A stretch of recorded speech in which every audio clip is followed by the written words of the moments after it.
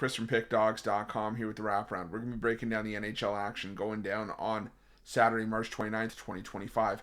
If you like this content, make sure you smash that thumbs up, subscribe to our channel. Let me know your NHL picks in the comment section below. And if you're looking for my best bets, including my daily $15 best bet, head to Pickdawgz.com. Click the Premium Picks tab at the top of the page. It's a great time to do so because we have a lot of action lined up on Saturday's card. Got some MLB on the board. I got my $15 MLB play of the day. Got a few bonus plays on there for the long-term subscribers if you're hopped on. We've also got NBA on the board, NHL, and college basketball as part of a Hoops and Hockey 5-pack. So make sure that you jump on board again. Remember to use that promo code PICK at checkout for 15% off. But that's down the road. We still got the whole day to look at that. We're here to talk about the 11-game NHL card on Saturday. Let's not waste any more time. You guys know the drill. Are you ready? I'm ready. Let's get into it.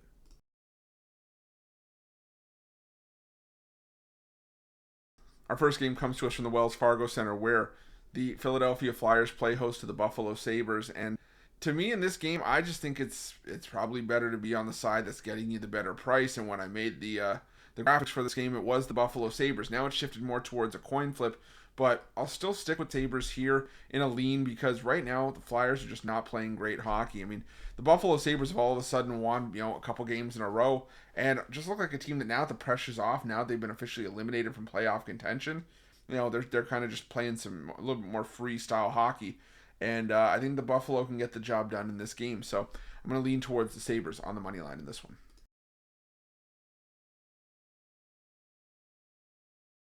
Now we head to the Amalie Arena where the Tampa Bay Lightning take on the New York Islanders. And, I just think that this is a seismic mismatch in this game. The Tampa Bay Lightning, they're coming off back-to-back home wins on the puck line over Utah and Pittsburgh by a combined score of 14-1. And I just think it's extremely hard to get off of the Tampa Bay Lightning at home where they have been so much better this season. 26-8-2 at home. The Islanders have been less effective on the road. Right now, they've lost 3 in a row, and they just look like a team that's kind of dwindling down the stretch. Even though, at the time this video is being recorded, the Islanders are still in a decent standing in sort of the wild card race. They're not far off the pace. Eastern Conference right now, the New York Islanders, in terms of trying to chase down Montreal, are only a couple games. A point back of Columbus, Montreal, and the Rangers. So we're all tied for that final play-in spot. I just think this is a bad spot for the Islanders. Like I said, I think the Lightning are just clearly the better team here. So give me the Lightning to win this one. Keep that momentum going. Win it in regulation or on the puck line here.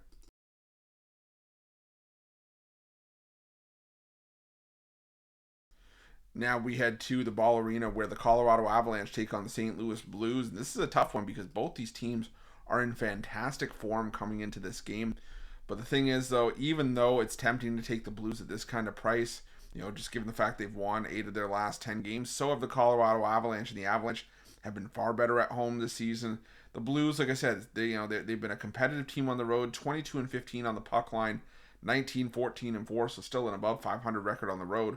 But the Avalanche have owned this matchup in past seasons, and I just don't see a way to deviate from that here. The home team has won both meetings this season. So for me, it's a lean, but I lean towards the Avalanche in regulation just to get this, minus 210 price down to something more manageable around minus 130, minus 135.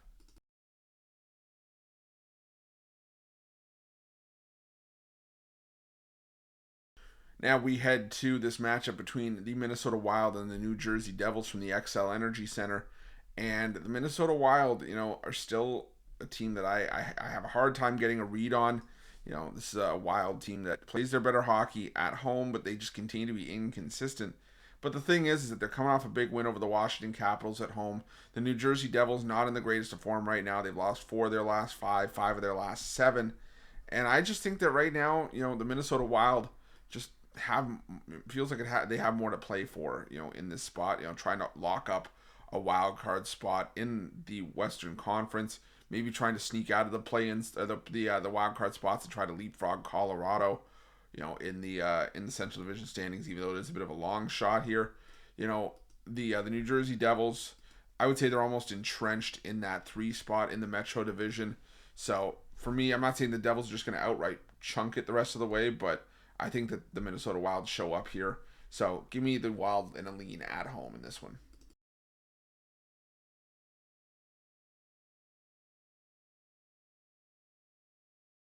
Now we head to this matchup between the Nashville Predators and the Vegas Golden Knights from the Bridgestone Arena. And maybe the Nashville Predators, now they're eliminated from the playoffs, can, show up and start to provide some value.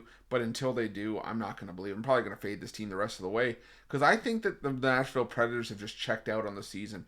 This Predators team has been one of the more disappointing teams in recent memory compared to preseason expectation with all the moves this team made in the offseason and just how heavy the expectations were for this team to compete, and they just didn't show up. And now, the season's over. Nashville's officially been eliminated. Like I said, I just kind of wonder where their motivation, where their heads are at. The Vegas Golden Knights, almost, have their hand on on the Pacific Division title. I think this is a Golden Knights team that's just going to keep rolling along here. They've won 5 straight. They're starting to win games on the road where they, have been less effective this season. So give me the Golden Knights on the money line or in regulation if you want to get that price down.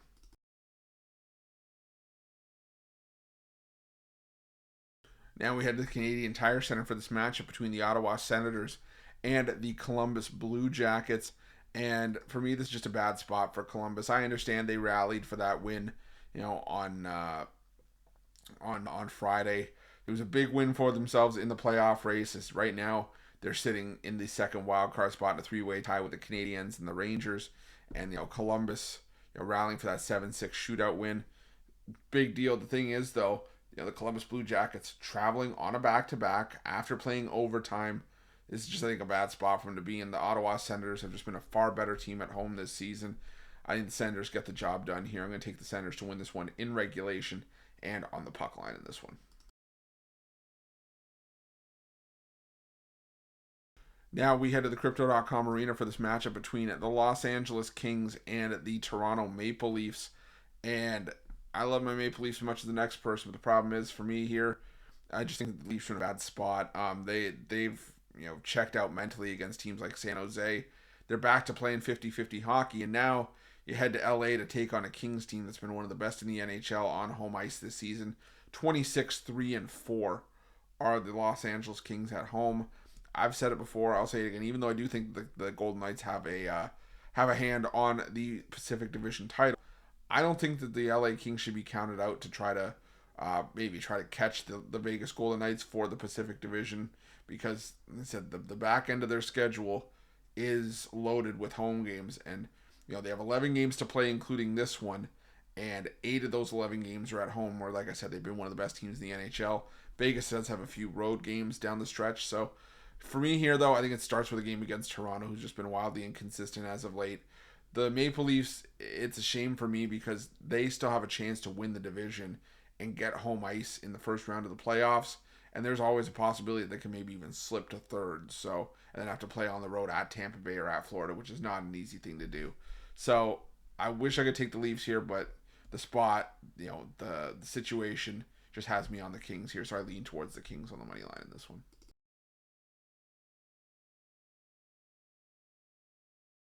Now we head to Little Caesars Arena for a matchup between the Detroit Red Wings and the Boston Bruins. And right now I'm just taking the case of if it ain't broke, don't fix it. The Boston Bruins, on the other hand, are clearly broken, need to be fixed, but they're going to probably be fixed over the coming years. The Detroit Red Wings, no team that's won just 3 of their last 10 games should probably be laying this kind of price. But the Red Wings are the only team still fighting for something at this point. They're 3 points out of a playoff spot. They've been slightly better at home this season. And I think the Red Wings are just a better team in better form here. I think you're just paying a price and a premium based on the fact that the Red Wings are playing out of necessity in this one. The Bruins just look like a team that's waved the white flag on the season. So give me the Red Wings to win this one in regulation and put a little bit on the puck line as well.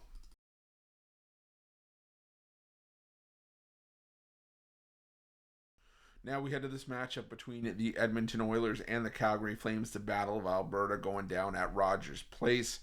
And I'm going to take a shot on the Flames here. I know the Flames, earlier this season were a team that I said consistently, and even up to recently I've said, are a team that I try to knock back on the road. They play their much better hockey at home. But the thing is, the Edmonton Oilers just got shellacked by the Seattle Kraken 6-1. Before that, they had lost 2 of their previous 3 home games. And right now, I just don't love the goaltending situation for Edmonton, as Stuart Skinner, took I believe he took a knee to the head in that in the game against Dallas or Seattle. It's blanking on me right now. I believe it was against Dallas. And Calvin Pickard steps up against Seattle, gives up 5 goals on 29 shots, and I don't like this stance that the Oilers are taking right now. Until Connor McDavid gets back and integrated into the lineup consistently, I think it's going to be hard for me to get on Edmonton here. The road team between these two teams has won the last 5 head-to-head meetings. I'll take a shot here on the Flames plus 1.5 and on the money line as well.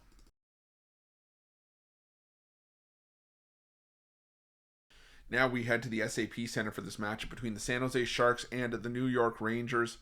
And again, another matchup where, I get why the Rangers would be favored, but it's just so hard for me to get there with the Rangers right now, just with how inconsistent this team has been, along with the fact that the San Jose Sharks have been a lot more competitive in their recent outings. I mean, they just beat Boston and Toronto at home. This is the final game of their 8-game homestand. And they have a chance to go 500 over that homestand for me, which for me is a little bit, bonkers. But the Rangers have lost five of their last 6 games. Even though a lot of those have been 1-goal games, they're still losses nonetheless. And when you look at the last 5 meetings and 7 of the last 8 meetings between these two teams, the Sharks covered the plus 1.5 puck line, with a couple of outright victories and a lot of 1-goal losses to the New York Rangers. So give me the San Jose Sharks in this one, plus the 1.5. I'll put something on the money line as well in San Jose.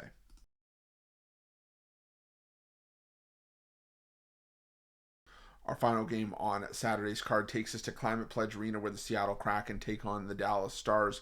I just mentioned the beatdown that Seattle put on Edmonton last time out, and that's all well and good. But the fact of the matter is, the Kraken are still the Kraken, and the Kraken are counting down the days for the season to be ending, because even though they're not going to admit that they're going to tank it, the fact is they have 9 games to play, so a maximum of 18 points, and they are 17 points out of the playoffs right now, and are looking down the barrel behind a St. Louis team that would have to lose out, and a lot of teams in front of them would have to lose out as well. Just mathematically, the Kraken aren't eliminated, but they're pretty much done at this point. The Stars, on the other hand, still fighting to try to catch Winnipeg at the top of the Central Division, still playing the far better hockey. So for me, and they've also owned this head-to-head matchup, I gotta roll with the Stars in this one. Take them in regulation. You can take them on the money line. The price is around minus 155, minus 160. When I did the graphic for this game, it's around minus 180. So, for me, I'm taking the Stars regardless here. So give me Dallas in this one to round things out. That's it. That's all the NHL action for Saturday, March 29th, 2025. Again, if you like this content, make sure you smash that thumbs up, subscribe to our channel. Let me know your NHL picks in the comment section below. And if you're looking for my best bets, including my daily $15 best bet, head to pickdawgz.com. Click the Premium Picks tab at the top of the page. And remember to use the promo code PICK at checkout for 15% off your purchase. Thanks so much for watching. We'll see you guys soon.